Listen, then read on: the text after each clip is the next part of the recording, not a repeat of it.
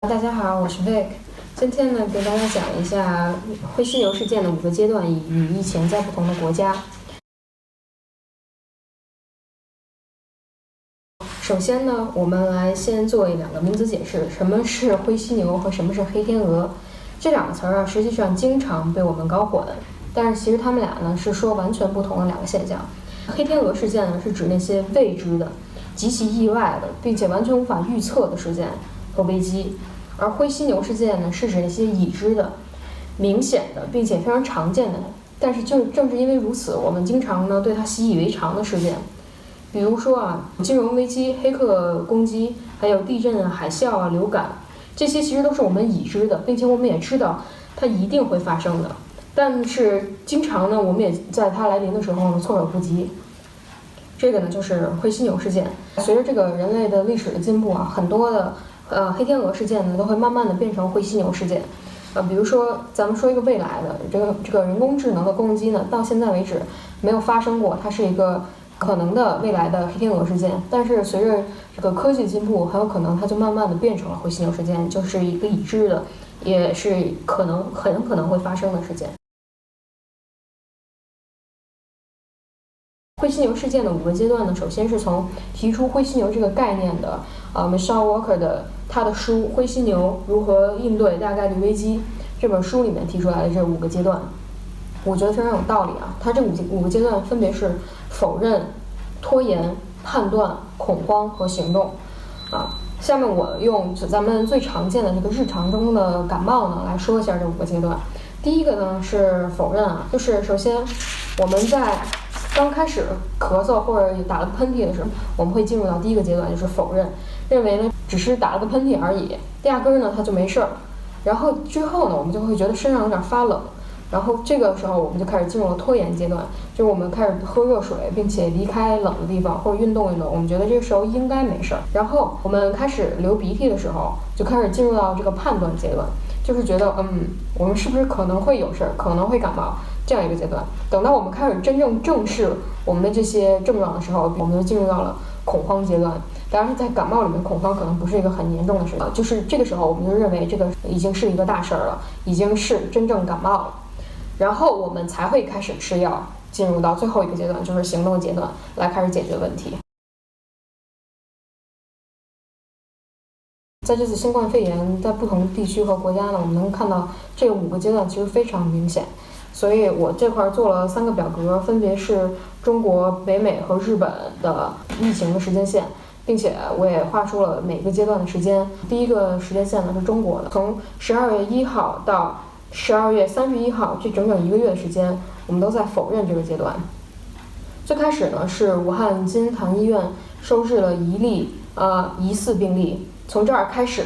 一直到12月31号。我们都是认为这只是一个个例，这是一个不明原因的肺炎疾病，跟我们是没有什么关系的，它压根不是个流感，这就是否认阶段，跟我们没什么关系。然后从1月1号开始，一直到1月19号，这个阶段呢是我们的拖延阶段。在这个拖延阶段中呢，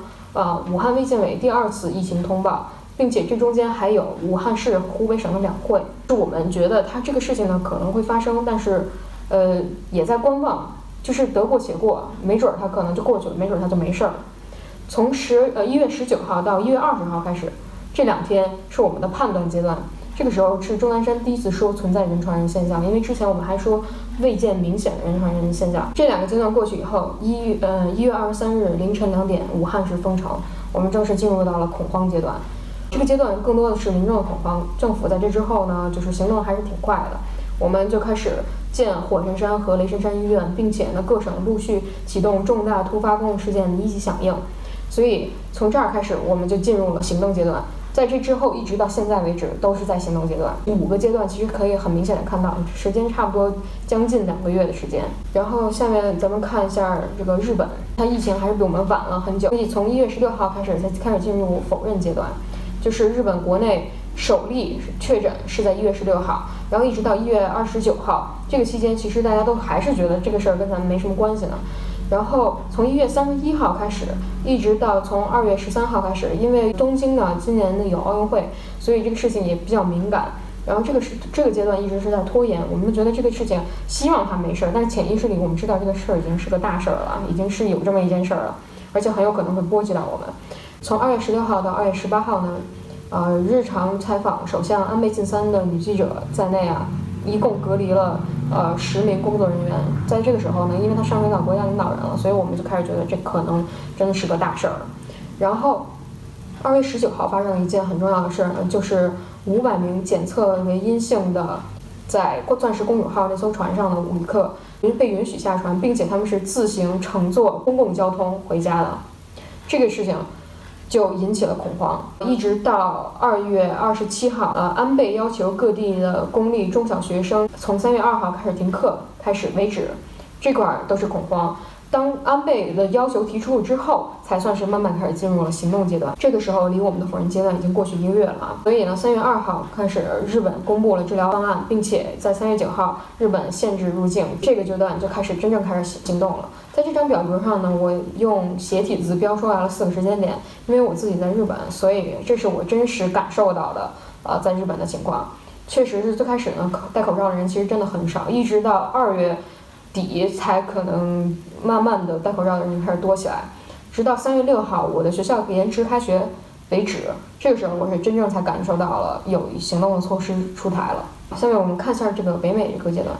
首先他们从2月1号之前呢一直都是否认和拖延阶段，因为他们的增长速度一直非常的低，直到2月1号美国宣布构成美国公共健康紧急事件开始，一直到3月9号，1个多月的时间一直在判断阶段。从3月9号开始，新闻报道就出现了抢卫生纸的情况，这个我们也能明显的看到有恐慌的因素在里面。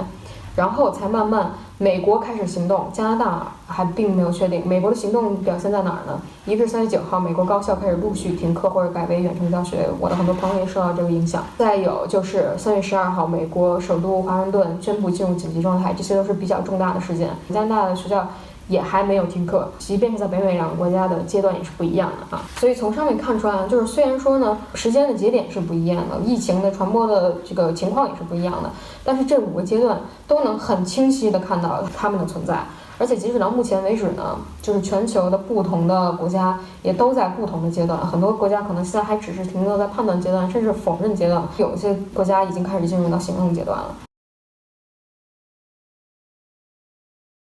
之所以为什么要讲灰犀牛的5个阶段与疫情在不同国家，我就先想跟大家分享一句就是我在这本书里面看到一句让我非常震撼的话，他说他们有机会逃离危险，但是他们就是不相信事情真的会变坏。